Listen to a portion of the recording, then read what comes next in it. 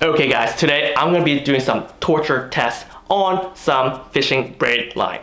And I got this new product right here. This is from KastKing. This is their KastPro. This is a Spectra type braid line, and this is a 15-pound test line in coastal blue. It's really cool, very affordable. So I decided to buy one spool and see how it compares to the ones I like to use. So my favorite brand that I've been using for a long time right now is Sufix 832.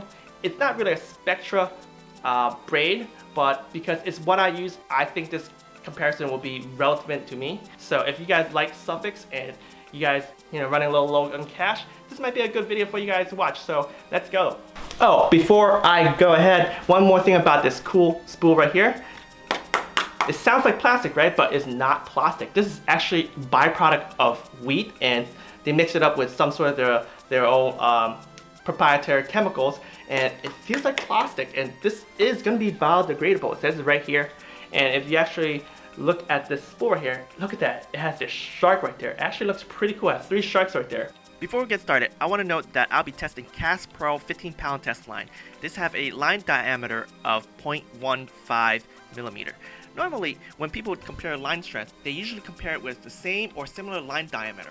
If we were to test and compare that, that means I would have to compare it to a 6-pound test line, which have a line diameter of 0.14 millimeter. But what's the fun of testing that if we know that this is going to be a rated line to 6 pounds only? So I'm testing 15-pound test line from Sufix 832. This have a line diameter of 0.22, which is a 46.6 repeating, of course, percent increase size compared to KastPro.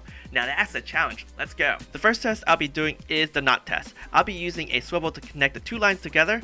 You don't want to tie the line directly together as the lines are different and it could skew the testing. For instance, Sufix is a smoother than KastPro line, so what's going to happen is it's going to slip on each other, and then likely one of the lines is going to get cut. Now, note the first knot I'm using is the uni knot. This is not the typical knot you would like to use to tie your braid, as braid is known to slip. But I actually want to tie uni knot on both of these lines and see which one slips more.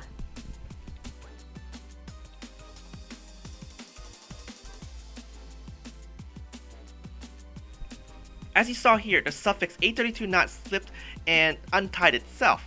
3 out of 3 tests resulted in the same. In fact, I actually used the same knot on the KastPro side.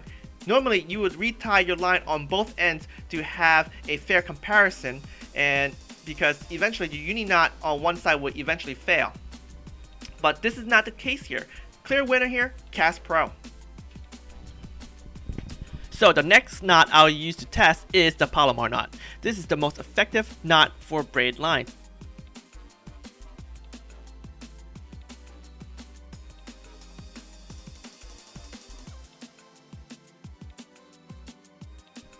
So in the first round, Sufix lost via a snap.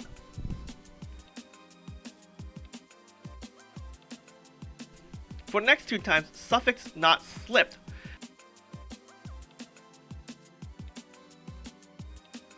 For the 3rd time, I made sure that I tightened the knot really well on both ends and had the tag end for both of them to have the same amount, so that if anything, they have equal chance of slipping.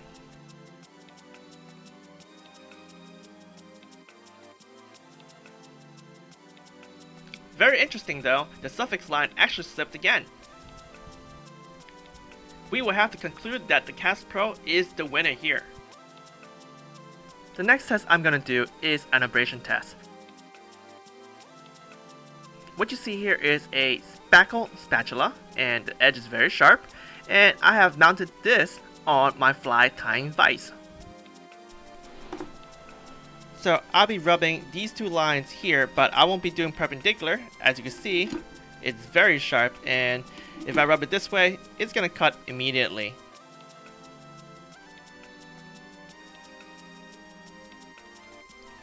What I'll do is I'll take both braid lines, put them together, and I'll wrap around tightly on my fingers, and then what I'll do is I'll rub this line left and right, because it's more natural that your braid line actually rubs this way when you drag it over specific rocks, trees, or whatever structure you're fishing. and let's see how long it takes before one snaps. Note that I am using, again, 15-pound test line, and the Sufix one is a lot thicker than the KastKing one.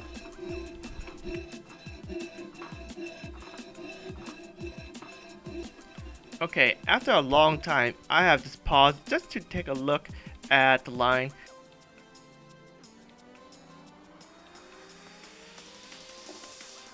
As you can see here, that both lines are very abrasion resistant. Back to work, guys.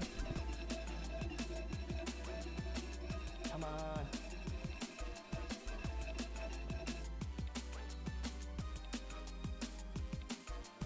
After a long time working this finally has snapped. And to my surprise, the first one that snapped was the Sufix 832, the thicker line. Look at that.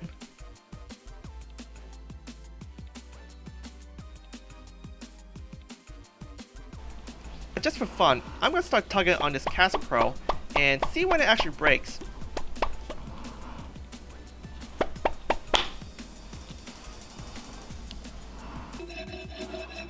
So round 2 was interesting.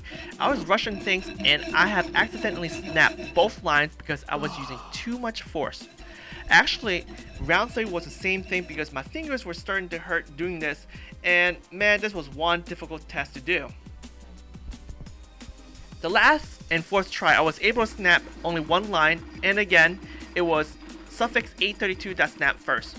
Note that out of the 4 tries, the ones that was able to snap only one line, which is the first and the last, took at least 3.5 minutes long to actually not put enough force on it to snap the lines.